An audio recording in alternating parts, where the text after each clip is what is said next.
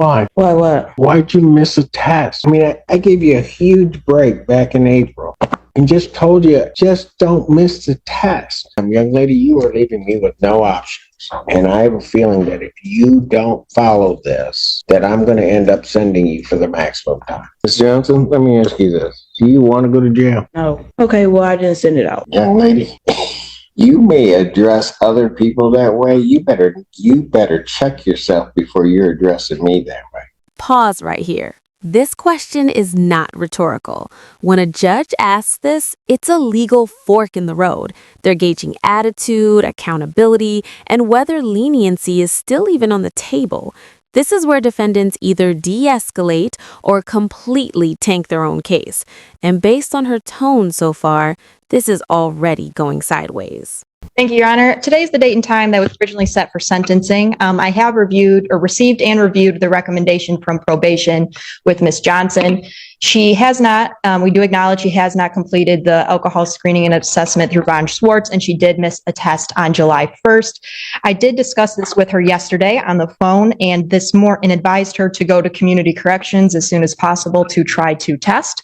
She informed me, and so did her father, who is here with her today, that she did go to community corrections this morning before court and was there for about 45 minutes, and they said she was unable to test this morning. We are respectfully requesting that the court not remand her at this time and that we adjourn the sentencing out in August to give her the opportunity to complete the alcohol screening and assessment. She is gainfully employed at She does not want to lose that job. In the alternate, if the court is inclined to remand her in both speaking with Ms. Johnson and her father, our request would be to potentially allow that remand to happen a couple weeks in the future so she can take time off work at St. Joe's so she does not lose that job. Other than that, Your Honor, we respectfully request an adjournment of the sentencing. And Teresa Clare on behalf of probation. Your Honor, I did communicate with community corrections this morning.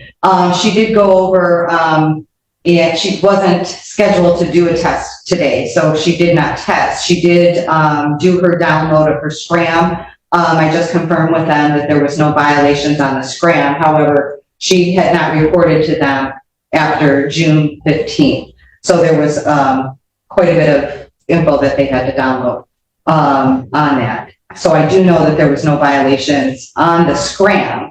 However, probation also wants to point out to the court that this court did direct her back on April 3rd, I believe, and warned her about any further mistesting. So she was given a warning by this court back in April about her remaining compliant with the testing. Why? Why what? Why'd you miss a test? I mean, I gave you a huge break back in April and just told you, just don't miss the test. You remember that, right? Yeah. And then when you pled, why didn't you do your alcohol screening and assessment? Forgot to print it out. What? I said I forgot to print it out. Oh, you do so much. I mean, I didn't send you the last time. I'll re-refer to defendant to Von Schwartz for completion of her alcohol screening and assessment. Young lady, understand something. If you don't do it, and I don't have that alcohol screening and assessment, the only thing that I can really sentence you to is the maximum time. And I don't want to... paper? What? The paper? What? All the lists on it? What is Von Schwartz? That's for your alcohol screening and assessment. Is that somebody I'm supposed to go to? What does that name stand for? That's somebody that you need to call to set up an appointment so that they can interview you and do an assessment. And Your Honor, my office, I know that the clerk's office sends things out. My office also sent an email to her on June 5th, which gave her the packet and the information for the alcohol assessment in addition to the information to complete the victim's impact. You need to pay a $75 referral fee. Do you have that? No. Adjourner sentenced at August 28, 2024, 9 a.m. Young lady, you are leaving me with no options. And I have a feeling that if you don't follow this, that I'm going to end up sending you for the maximum time. I don't want to do that. I'm going to end up finding you in contempt and sending you. So in this, I'm going to, for the bond violation, I'm going to remand her for 3 days. Washtenaw County Jail for the bond violation. And then remanded. This part is critical.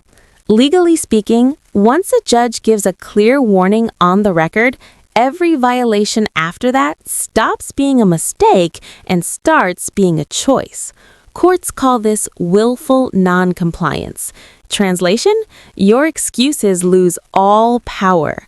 Judges hear, "I forgot," every single day, and it almost never works after a warning like this. Is that Dad? Yes, Your Honor. Get her back. Go ahead, take her back. What's your name, sir? Tony Johnson. Okay. Can you help try to get her through Yes, I will definitely make sure that she does it. She lives with her mom, so I don't kind of know the things that kind of goes on. So I'm just coming to support, and I just was hoping that you didn't take her to jail because I know. she need this job so bad.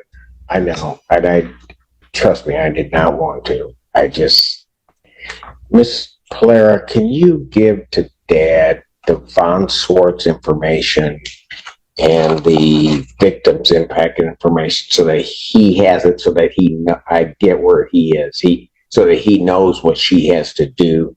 Yes, Your So Honor. I do know, I heard him in the hallway, really getting after her for not doing things. So I think that he will. Well, I don't doubt If that. you stop by my office, sir, I'll ask them to give you the paper printed out.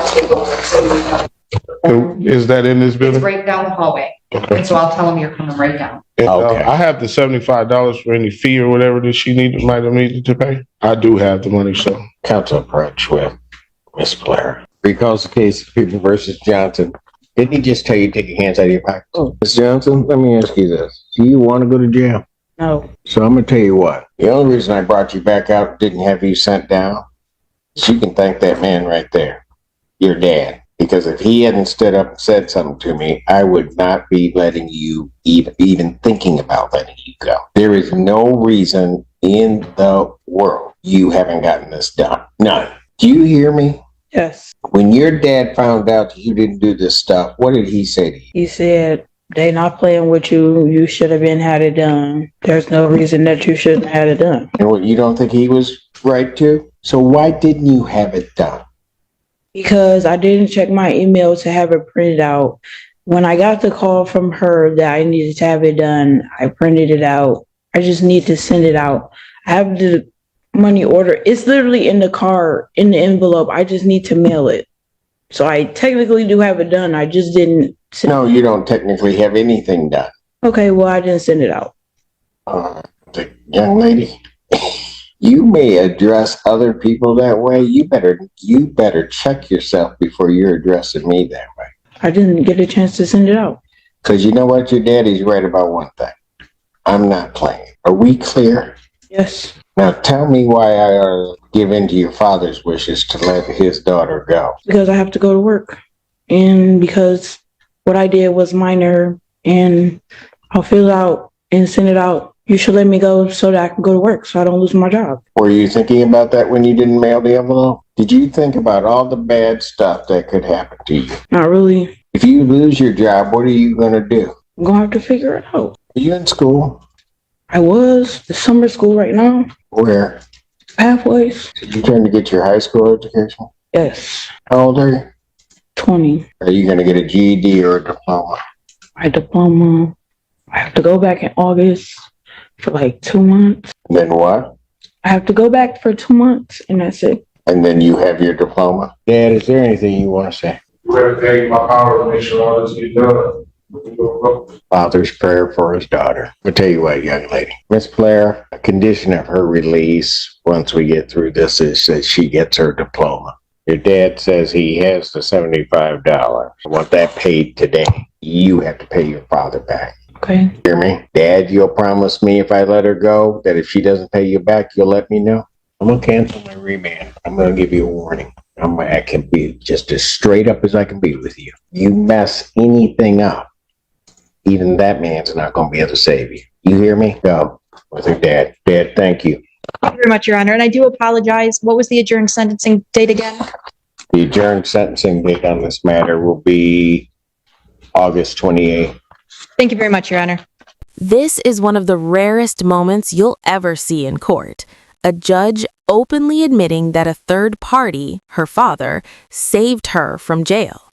That's not mercy for her actions, that's mercy for her support system. Legally, this is the court saying, I'm betting on accountability through family, not incarceration. But that bet comes with a short fuse. Subscribe now and comment below. Was the judge's decision fair?